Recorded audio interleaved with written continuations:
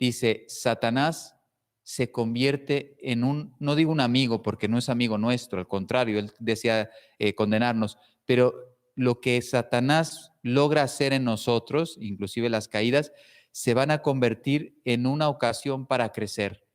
Por lo tanto, Satanás también colabora en nuestra santidad. Por eso, no hay nada que no esté sometido a Dios. También el enemigo, ustedes saben, el mismísimo Satanás le llevó a la cruz, a Cristo, y él pensaba que estaba venciendo al Mesías, al Salvador, y lo único que estaba haciendo es colaborar con el plan de Dios. A mí me gusta, creo que fue a Sor Faustina Kowalska, que le decía Cristo a ella, le decía, los buenos y los malos, quieran o no, cumplen mi voluntad. O sea, hasta los malos, pensando que persiguen a Cristo y que hacen daño a su iglesia, etcétera, están cumpliendo la voluntad de Dios. Y ustedes saben, eso los santos lo han repetido muchas veces, cuando alguien te está haciendo daño a ti, Cristo busca dos cosas. Por un lado, purificarte y por otro, hacerte crecer en la virtud. Por lo tanto, el pecado del otro que te hace daño, eso no lo aprueba Dios.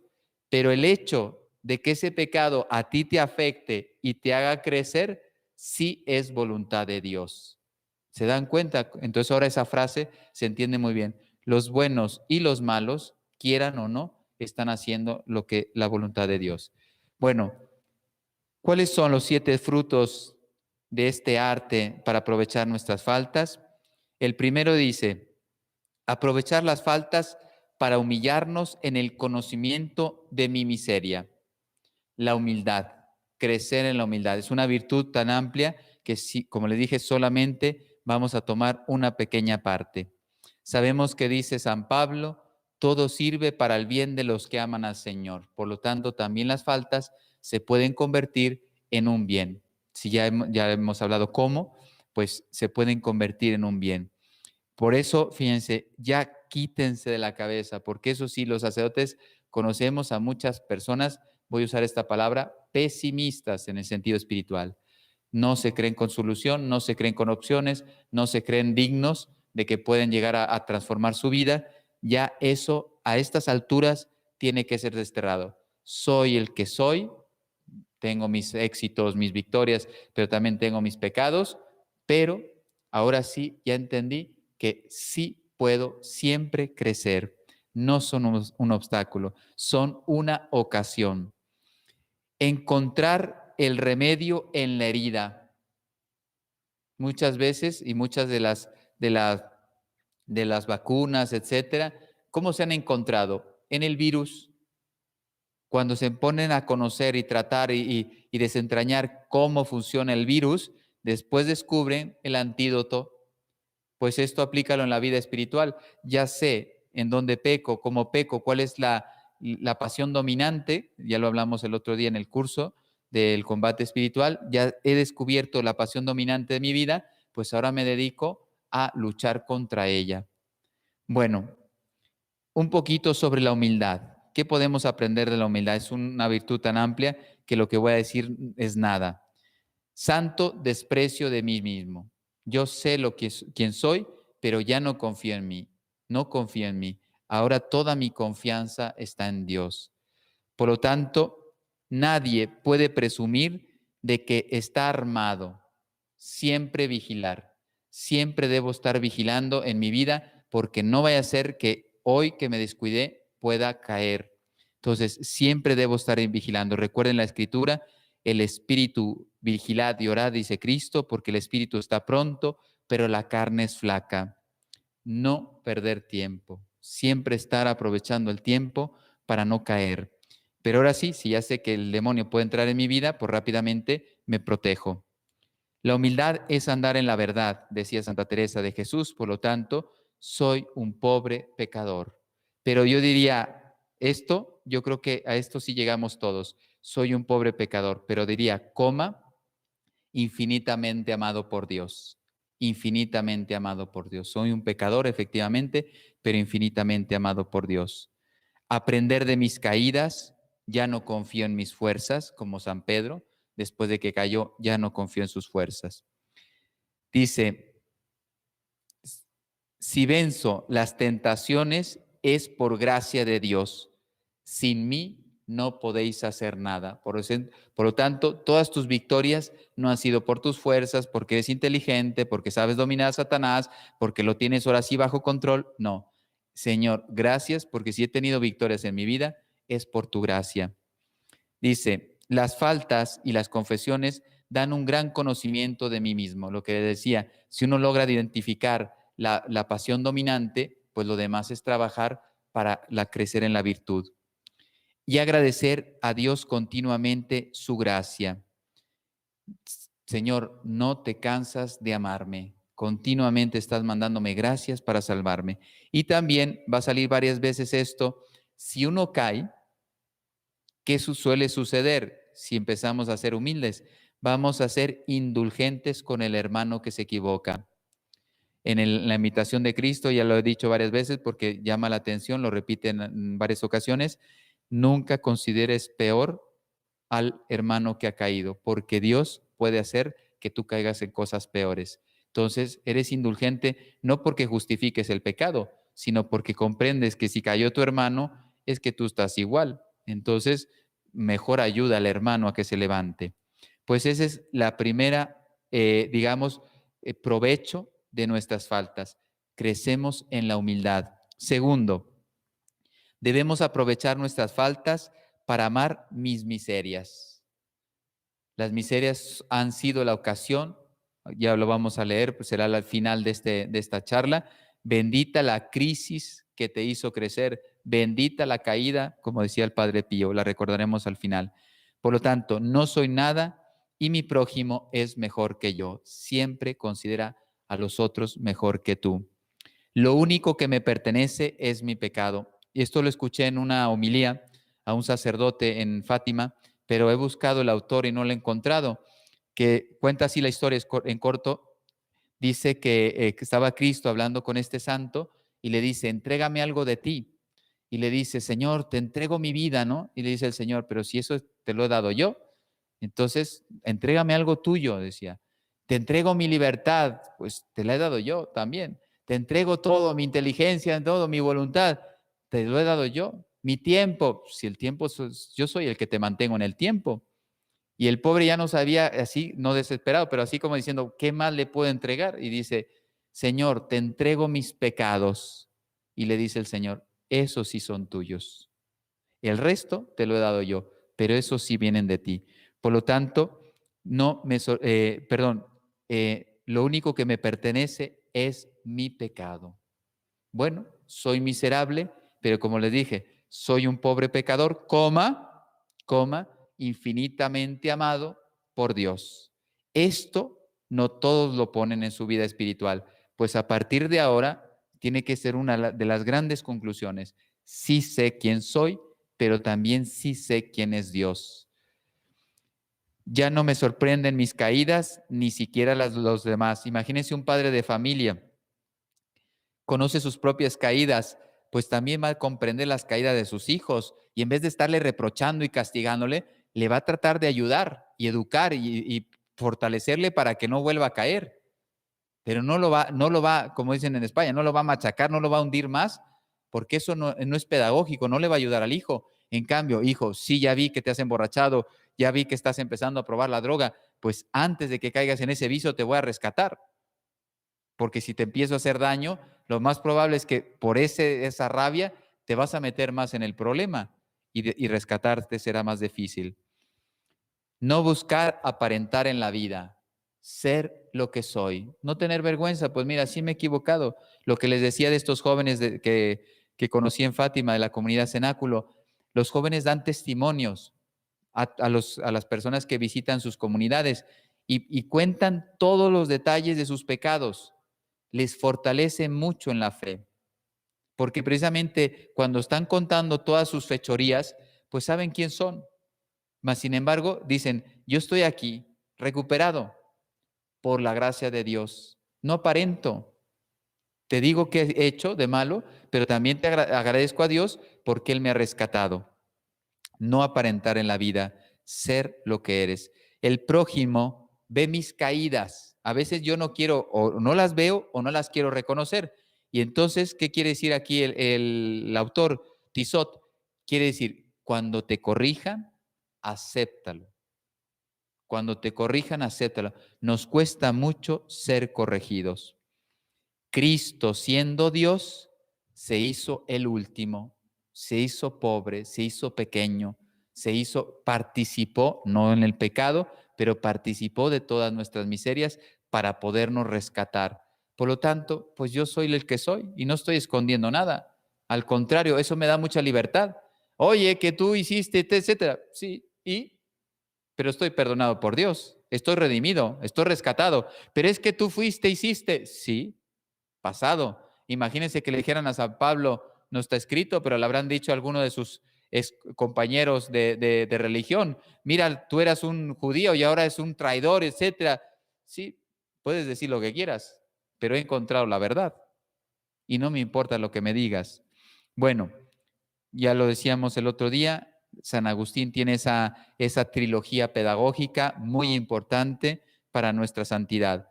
Conocerme, aceptarme, podríamos poner también amarme, está en el aceptarme, pero para que se especifique más, conocerme, aceptarme, amarme y superarme.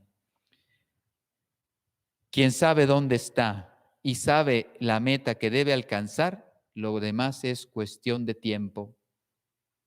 ¿Cuál es el problema de muchas personas? No saben dónde están.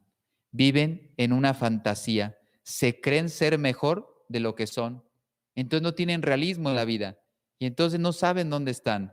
Oye, en cambio, si yo sé, estoy aquí, geográficamente aquí, y tengo que ir a 500 kilómetros de distancia, pues empiezo a caminar o empiezo a coger el coche.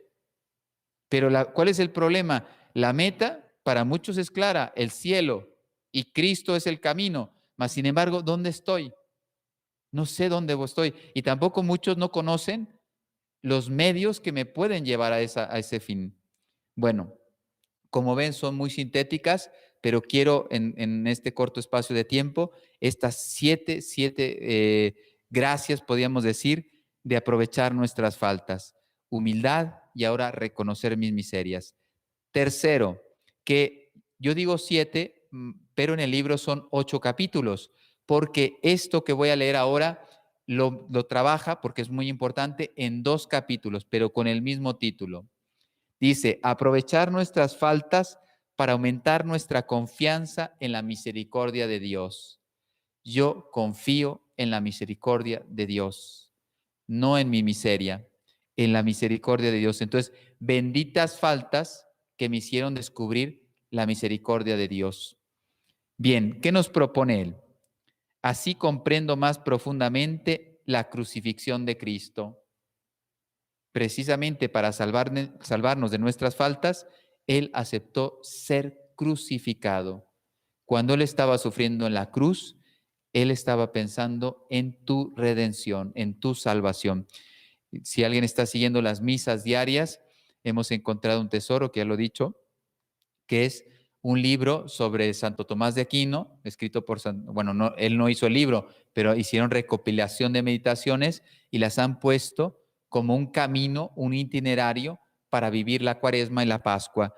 Es increíble cómo Santo Tomás penetró la pasión de Cristo y cómo van dando datos, cómo van dando reflexiones que nos están ayudando a los que estamos siguiendo la misa diaria, las homilías, nos está ayudando para ver cómo o cuánto, hasta dónde llegó el sufrimiento de Cristo. El tema de hoy era, Santo Tomás decía, la intensidad del sufrimiento de la pasión de Cristo. Pues cuando yo veo mis miserias y veo todo lo que Cristo me ofrece para salvarme, me hace reconocer cuánto sufrió por mí. Recordar que Dios es amor. Dios es amor y Él no cambia. Nosotros cambiamos. Hoy estamos felices, mañana estamos tristes, un día estamos generosos, después estamos tacaños. O sea, nosotros estamos continuamente en un vaivén. Dios no es así. Dios, su naturaleza es amor y de Él no brota nada que no sea amor. En paciencia, en misericordia, en generosidad, magnanimidad, etcétera. O sea, Dios todo se da. Por eso nos cuesta entender a Dios, pero este es el Dios que tenemos que conocer, al verdadero. Dios es amor. Una definición corta, pero quizá mejor no puede haber de Dios. Su misericordia es infinita, por lo tanto no tiene límites.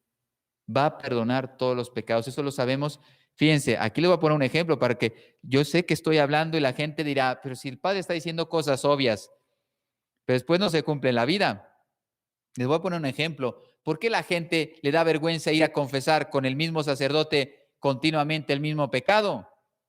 Mucha gente no va a confesar porque ya he ido 3 semanas seguidas y he dicho el mismo pecado. ¡Qué vergüenza! ¿Qué me va a decir el Padre? Y todas las semanas sigo cayendo en el pecado. Para que vean que esto es real, lo que está diciendo José Tizot, lo hacemos. Entonces, él nos dice, su misericordia es infinita. Si caíste 30,000 veces en tu vida, 30,000 veces te va a perdonar, pero tú no lo crees. Tú no lo crees. Y precisamente como está un sacerdote que a lo mejor te conoce o te empieza a conocer porque ya empiezas a ir seguido, qué vergüenza. ¿Cómo le voy a volver a decir? Supuestamente él me dijo, pero ¿estás convencido de que quieres luchar esta semana por salir adelante? Y yo le he dicho, sí, Padre, y me absolvió y estoy aquí presentándome otra semana más con el mismo pecado. El sacerdote no se puede cansar, no debe, yo sé que ha pasado porque somos humanos, pero no debe cansarse de escuchar los pecados y pueden ser los mismos pecados. El sacerdote lo que está haciendo continuamente es ayudar a esa alma. Y si esa alma necesita ayuda en ese pecado y lo va a necesitar durante 10 años, pues 10 años, 10 años, porque lo importante es alcanzar la victoria.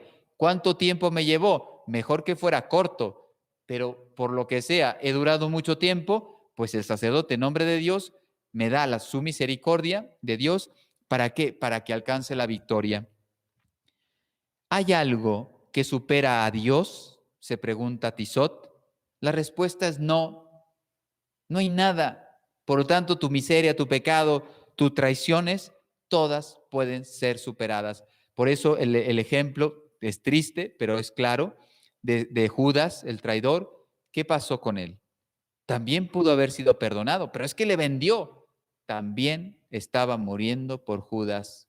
No le dijo en el huerto, Judas, con un beso entregas a tu maestro. O sea, todavía ahí estaba intentando rescatarlo. ¿Cuál es el problema o el pecado de Judas? La desesperación. ¿Se dan cuenta lo que les decía, los 8 pasos que Satanás hace con nosotros? ¿Se dan cuenta que sí son reales? Aunque yo no los he visto escritos, lo he visto en las almas, pues la desesperación. ¿Para qué? Para que te quites la vida. Y entonces la misericordia de Dios que pudo haber tocado tu corazón en el tiempo, tú al haberlo cortado por el suicidio, pues ya no puede llegar a tu corazón. Bien, el pecado le ofende, pero no cambia su amor para con nosotros. Esta frase la dije ayer.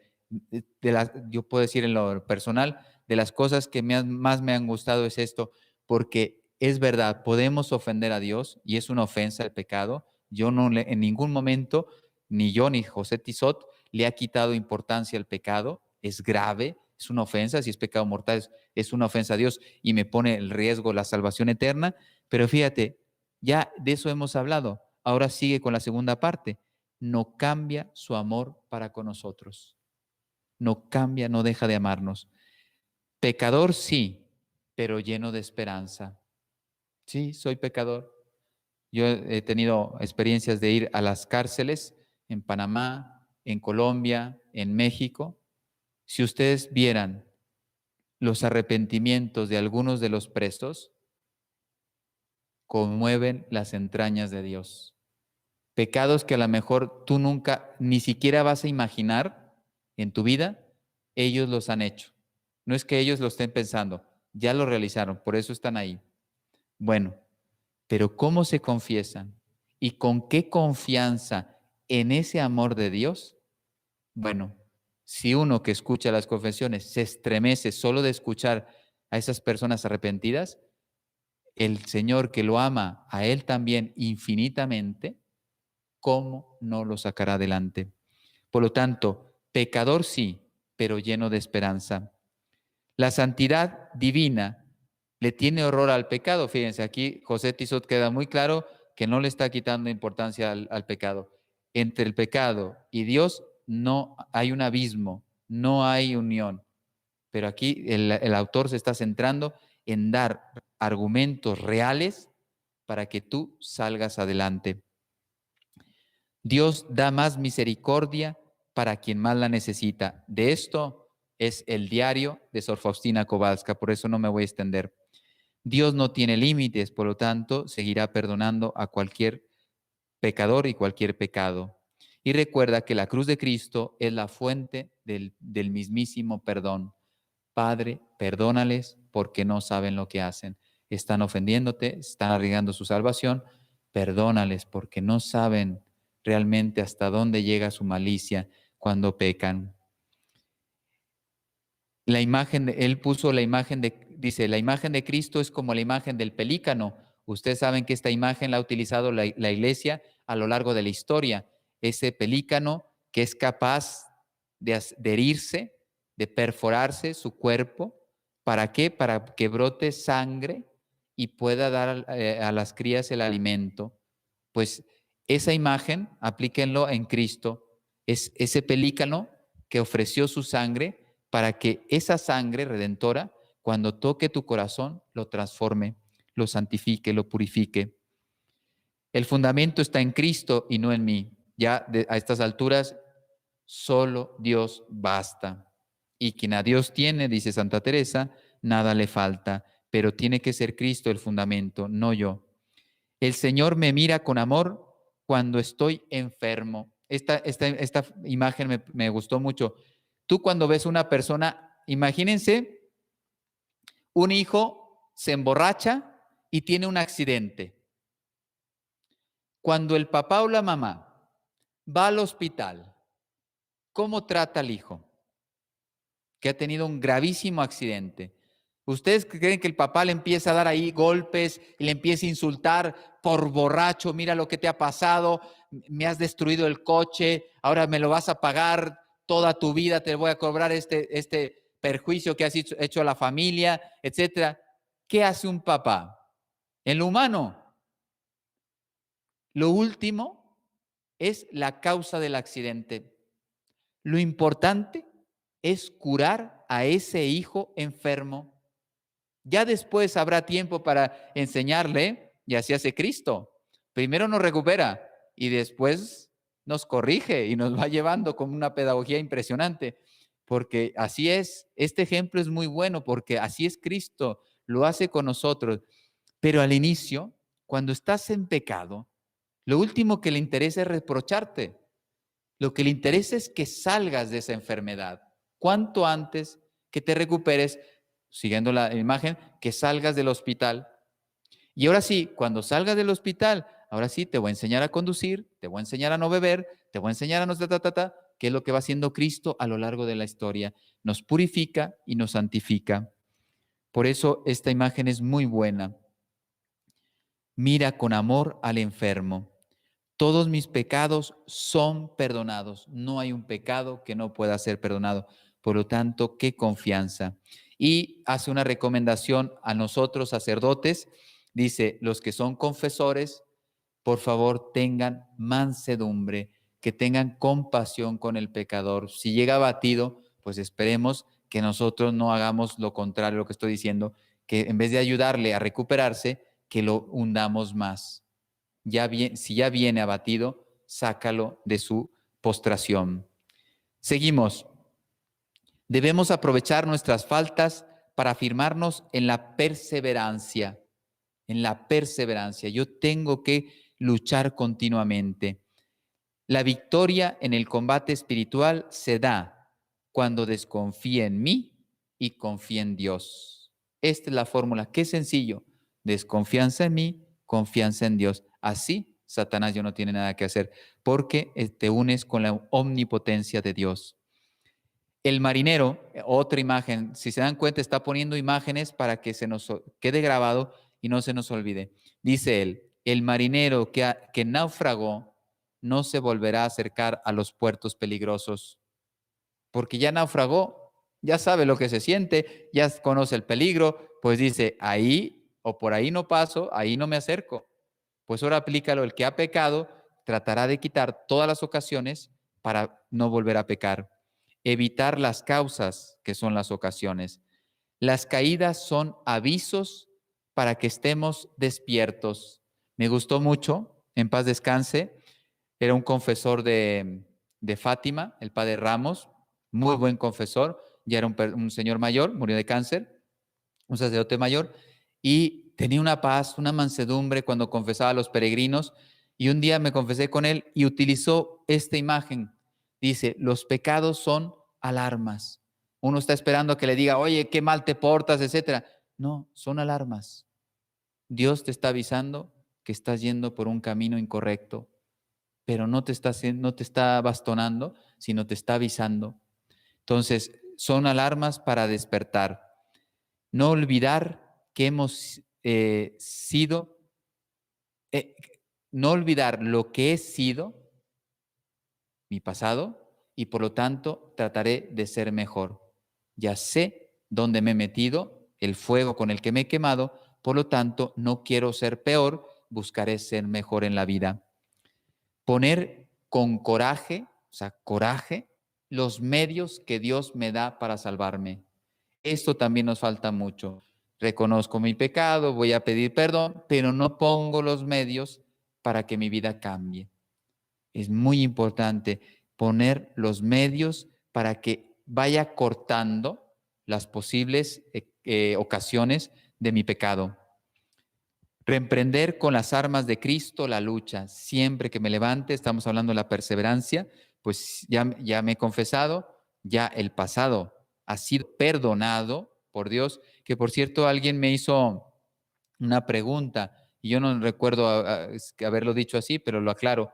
Cuando yo digo que el pecado está perdonado, o sea, la culpa ya está sanada, ya no hay ofensa a Dios, no porque yo sea bueno, sino porque Dios me perdonó. Pero recuerden que después está dos cosas que tenemos que trabajar sobre ellas. Uno, la pena, que es la reparación de la injusticia. Y segundo, si ese pecado logró hacer hábito en mí, no porque esté perdonado, no sé, un alcohólico, que es muy claro el ejemplo, oye, yo soy alcohólico, me ha perdonado el Padre ese pecado, pero es que mañana el mismo cuerpo, porque tengo ese mal hábito, me va a llevar otra vez a esto.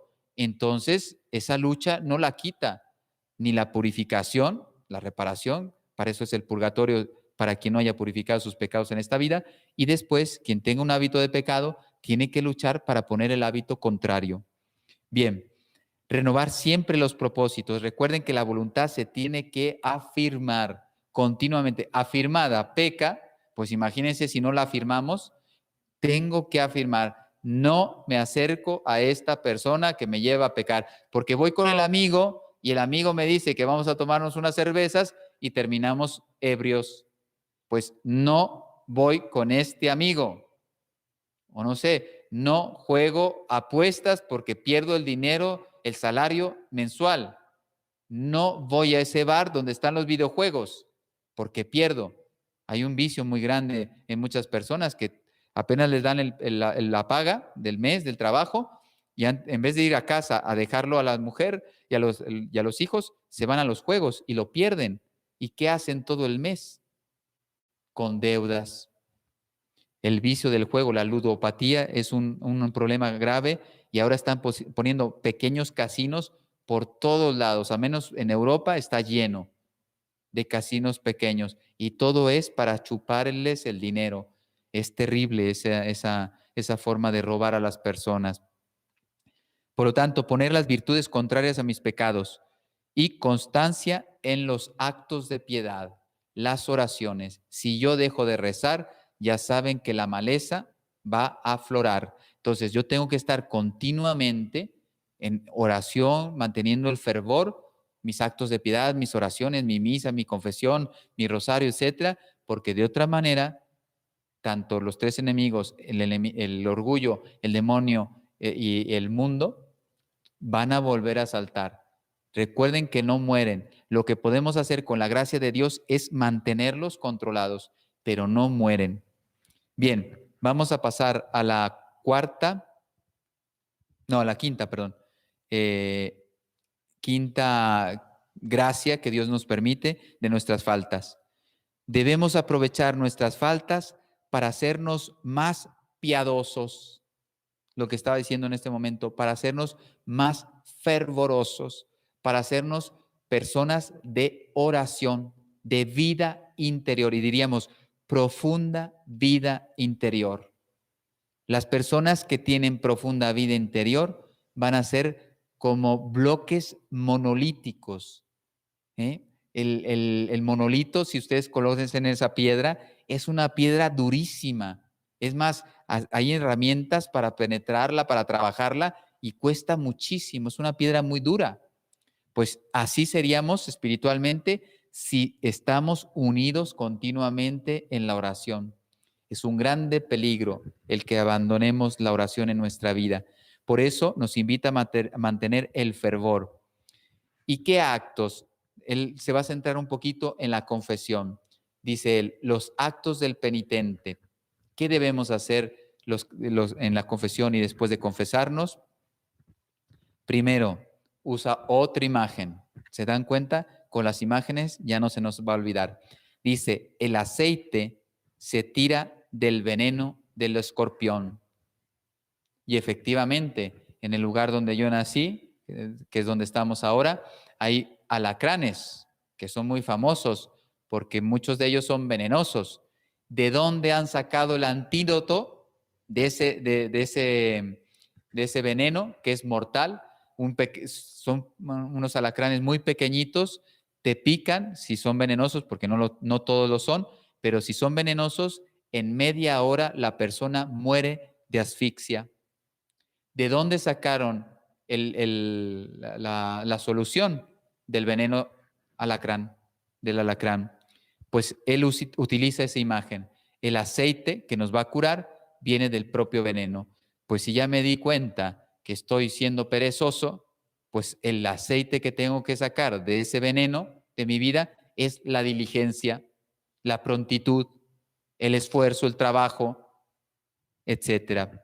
Bueno, dice, tener la contrición de corazón, que esto es muy importante. Ya se los he mencionado, pero lo vuelvo a repetir porque se da en muchos casos. La persona cuando peca se siente mal por no ser buena. Ya les dije que eso puede llevar como ingrediente orgullo. El verdadero malestar del pecado es sentir dolor por haber ofendido a Dios. Eso es amor. Yo, que tú eres amor infinito y te respondo con ingratitud. Eso es humildad. Por lo tanto, y de ahí nace la contrición. O sea, yo no quiero volver a ofenderte, porque es que te quiero amar, no te quiero ofender. Dice, ¿qué diferencia? Parece lo mismo, pero no es lo mismo, porque efectivamente cuando peco, pues no estoy haciendo lo correcto. Y entonces podía analizarme y decir, estás por mal camino, pero no es lo más importante. Lo más importante es que he ofendido el amor infinito de Dios. Dios derramará el fuego de su amor y me convertirá. Es Él el que convierte y nos hace nuevos. Esta frase del Apocalipsis, que sale en la película La Pasión de Cristo, cuando Cristo encuentra a su madre, ahí la puso Mel Gibson, que es hermosa, le dice, madre, yo hago nuevas todas las cosas. Es impresionante. Yo hago nuevas todas las cosas. Por lo tanto, Él también puede hacer nueva mi alma. La causa de mi pecado, el egoísmo. La causa del perdón, la infinita misericordia de Dios. No olvidarlo. Pues yo así me he metido en problemas, Dios así me ha rescatado porque me ama.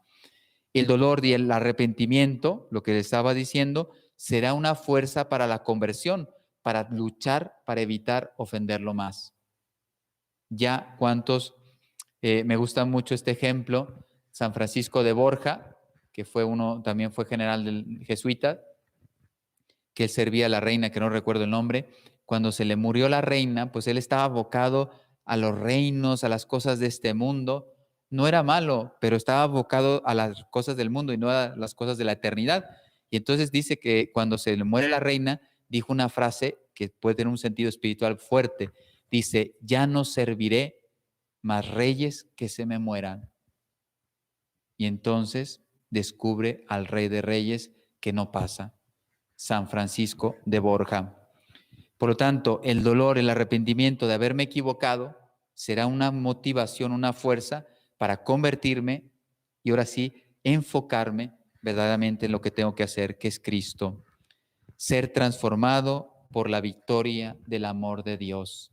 Es Dios el que triunfa en mí. El más interesado en mi santidad no soy yo, es Dios, para que su amor triunfe en mi alma.